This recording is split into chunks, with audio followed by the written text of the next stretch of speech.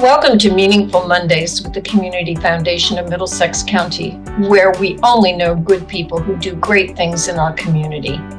Whether you are a volunteer, a donor, or a nonprofit organization, each episode of Meaningful Mondays will celebrate you, our friends and neighbors who have a deep passion for and commitment to improving the quality of life for all in Middlesex County. So let's kick off the week with great conversations with remarkable people, businesses, and nonprofits making a difference right in our own backyard. Well, happy Monday, everyone. It's always a great day in Middlesex County, and the Community Foundation especially likes Meaningful Mondays. And I am so honored to have two of the best people I know in this area, Riz Rizzo and Marc Levin. I've known you guys for a long time, so be kind with your jokes about me, okay? Please. But honestly, we are so honored to have you here. And you are both a wealth of wisdom, not only about the community, but also about giving back to the community. So that's going to be our theme for the day. But before we start, Marc, tell us a little bit about yourself as a third generation owner of Malov's Jewelers, but there's a lot more behind that. And then Riz, we're going to go right to you after that, and you can give your background. And I have your bio. My goodness, both of you. The list goes on, but we only have a couple of minutes.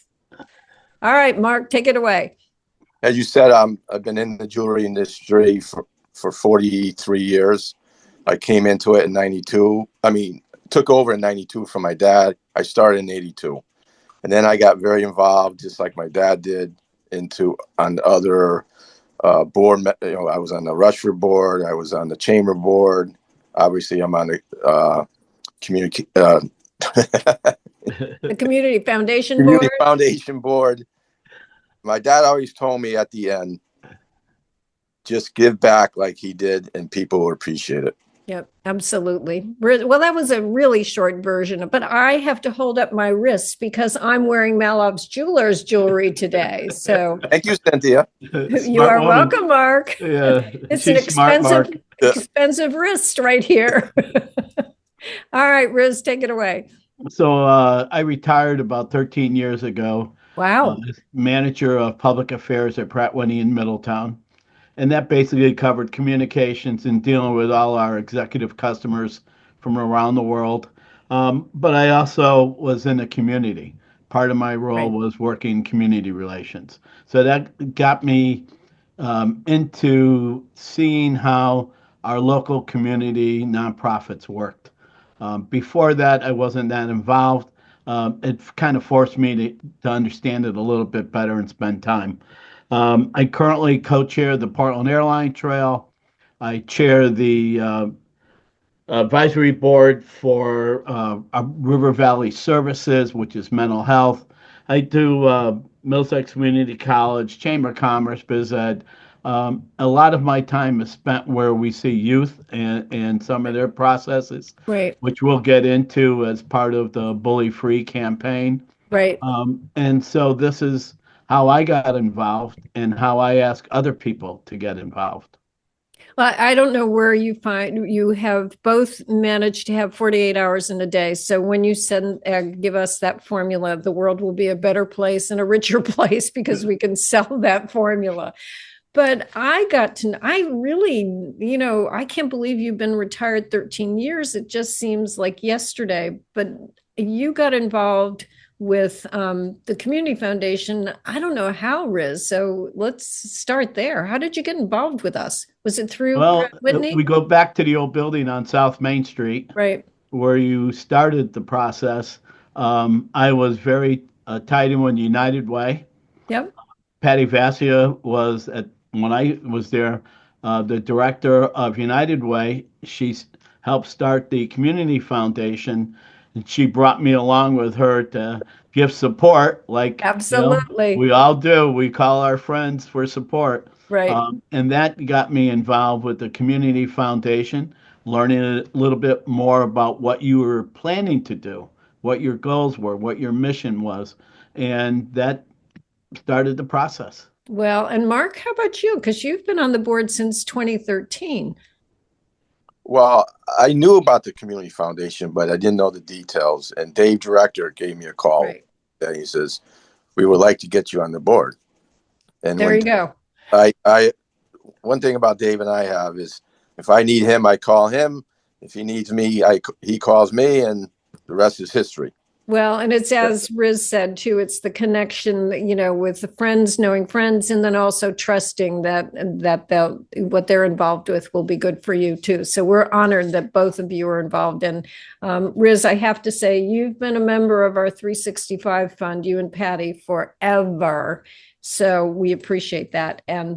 But let's talk golf and let's talk Council of Business Partners. Am I hitting home or driving, a 300-yard drive at the two of you? So let's talk about the Interfaith Golf Tournament and the Council of Business Partners because they intertwine, and you both have spearheaded, and everybody else involved have spearheaded some great things, and you alluded to it with the No Bully Zone campaign. So Marc, why don't you kick it off, and then Riz, you can add in. And I'm going to start by saying Orange.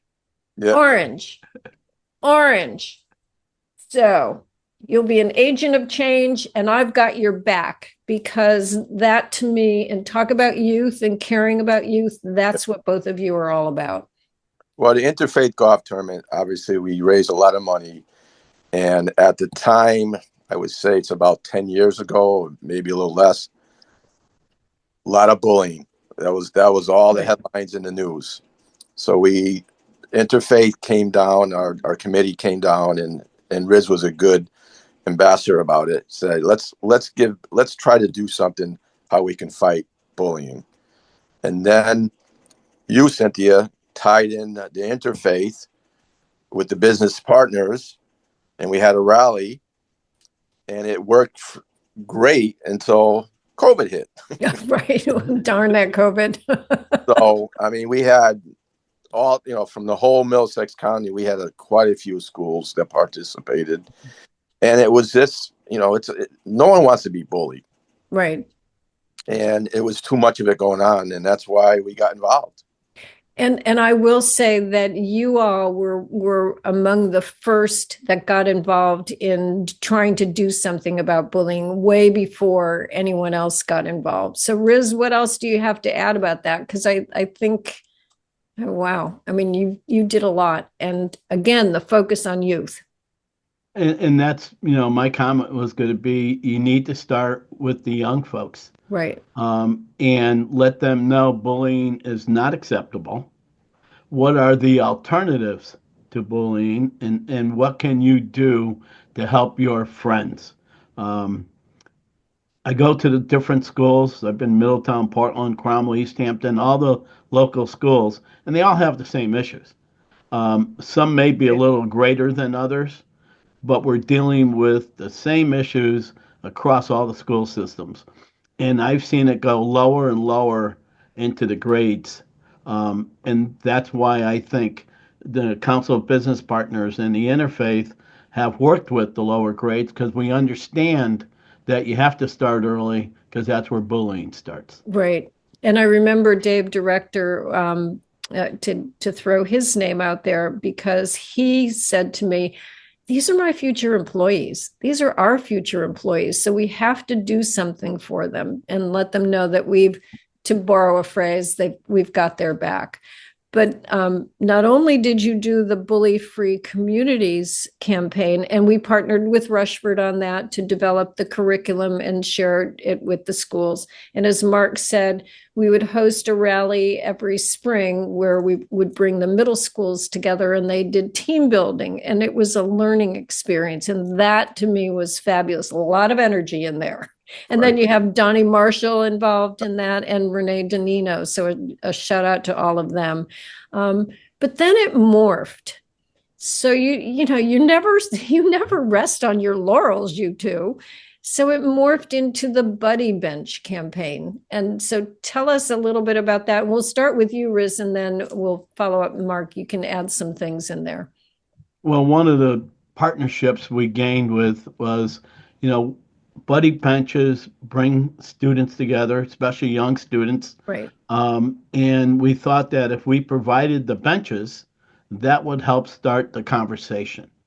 And it's all about the conversation Right. at whatever age you're at.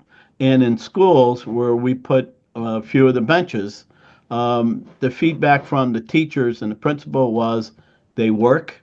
It allows somebody who doesn't have a friend today to be able to be at the bench and somebody will come over and sit with them. Right. And that is the kindness part. And I'm sure we'll talk about in a little while, but that to me is the opposite of the bully.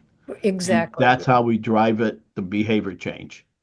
Right. And Marc, again, we partnered with Rushford on that, the initial buddy bench. So maybe talk a little bit about how those first benches got built.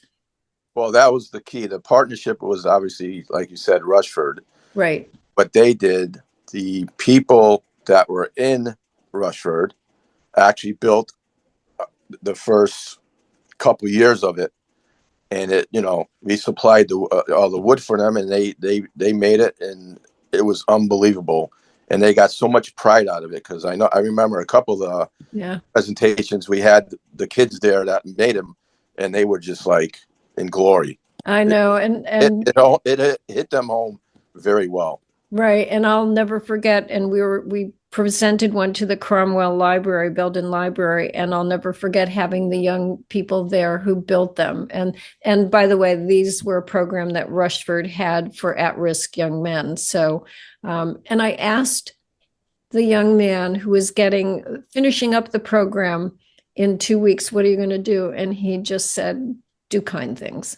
That just, okay, I'll cry again. I don't have waterproof mascara on, but it's that kind of thing, the kindness, the no bullying, the opposite being the kindness buddy bench.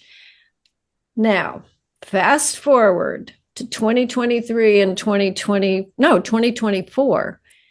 You rebooted that. So that's a great story. So who wants to start with that one? Riz, you want to tackle that one? Well, one of the things, and I'll mention Liberty Bank as being one of the most forward-thinking of communities, and they have their tagline came out about kindness.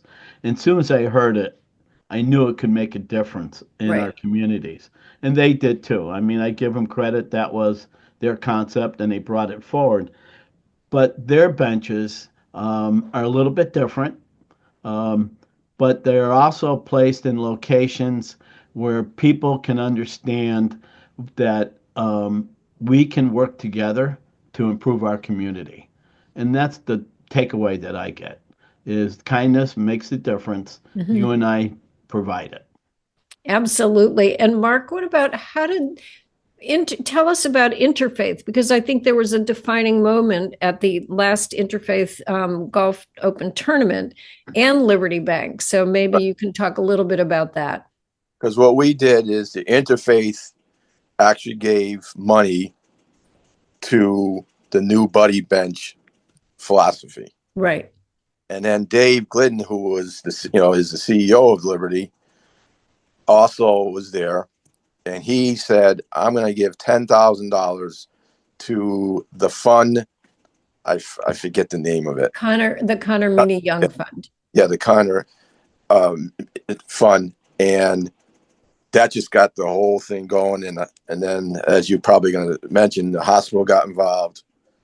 And it's just, like you say, community can come in together. To me, I'll jump right in because this is my favorite story. To me, the buddy bench and the reboot is community at its best.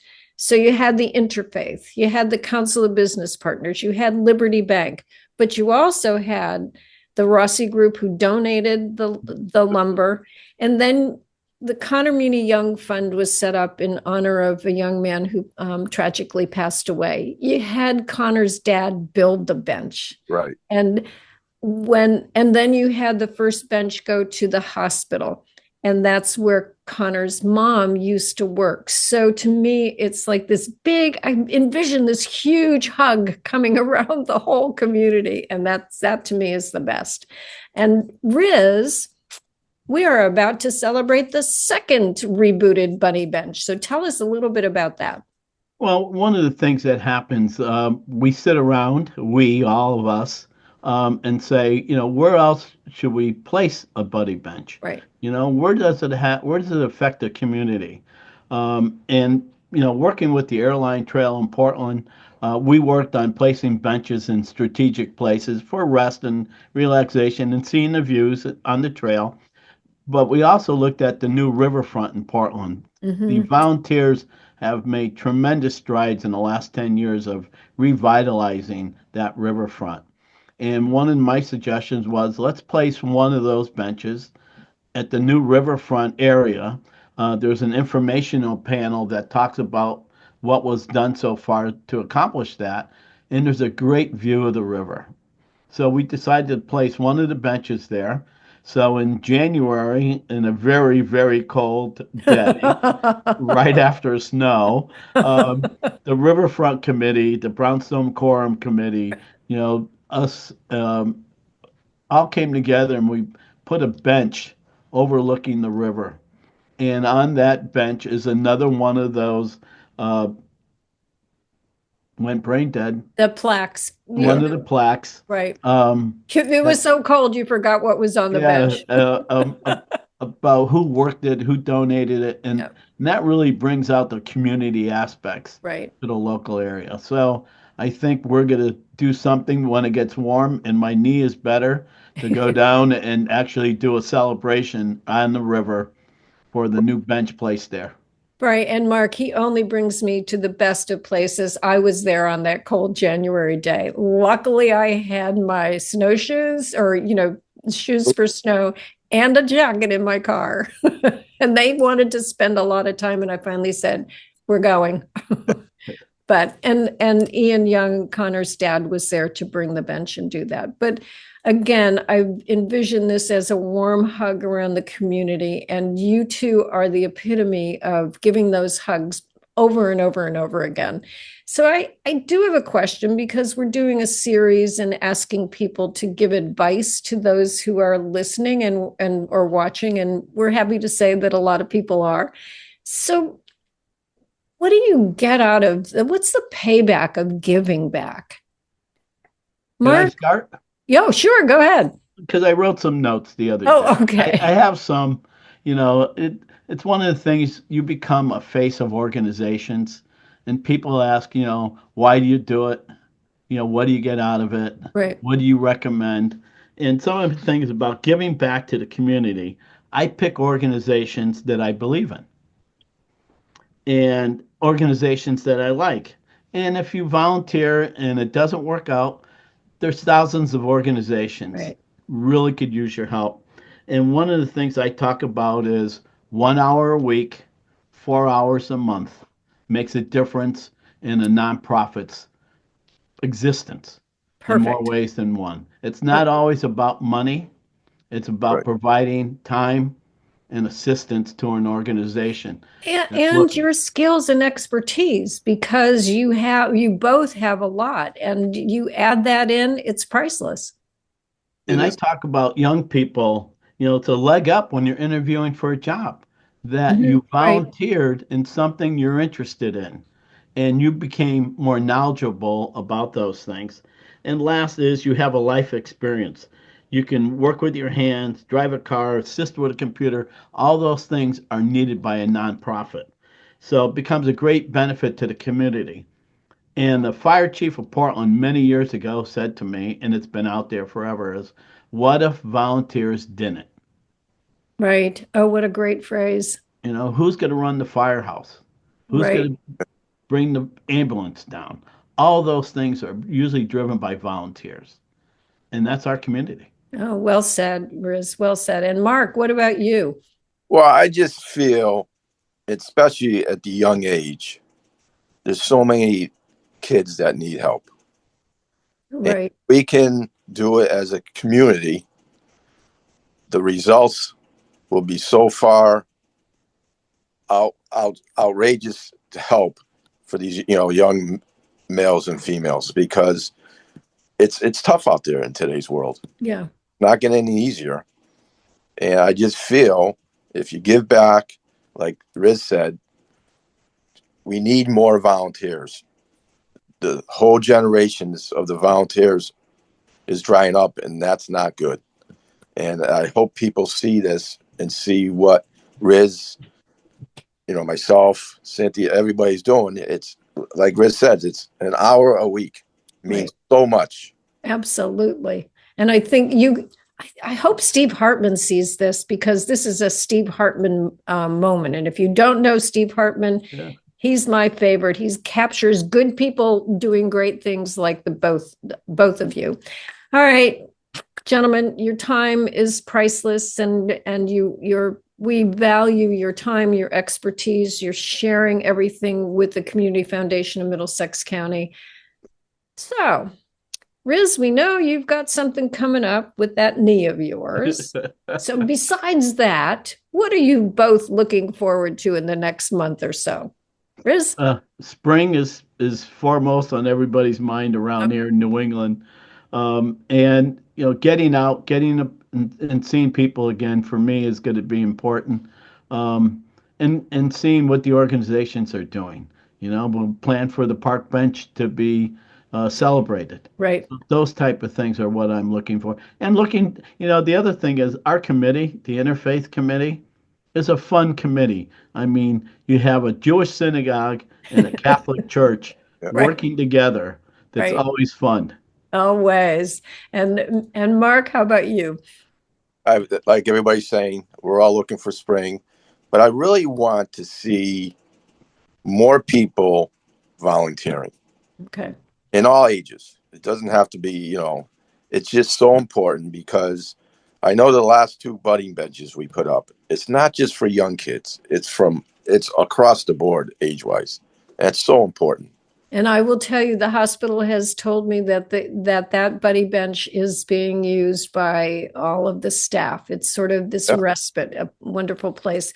Before we end, I do want to give a shout out to Jen Sprague and Cheryl Sprague. Cheryl Sprague, Jen's mom, was the one who brought the concept of the buddy bench way back when. Cheryl's retired, now in Vermont. Jen works at Liberty Bank, and she's the one who came and said, Liberty Bank wants to do something. What do you think about the buddy bench? So our thanks to you, Riz, to Marc, our thanks to the Interfaith, the Council of Business Partners. I'm not going to forget anybody. Liberty Bank, Rossi Group, Ian Young and Chrisanne Meany, Connor's parents. And I think I got everybody. But those are people who are making a difference every day. So thank you for your time. Thanks to both of you for being good people who do great things. Thank you. Yes. Thank you for joining us for this week's episode of Meaningful Mondays. At the Community Foundation of Middlesex County, we know that philanthropy matters and philanthropy works. Together, we support the arts, education, human services, animal welfare, the environment, heritage enhancements, and so much more by providing services, programs, and grants to our local nonprofits. We invite you to learn more and share your passion with us. Visit us at Middlesex County CF.org or contact us at 860-347-0025. Together we can make great things happen.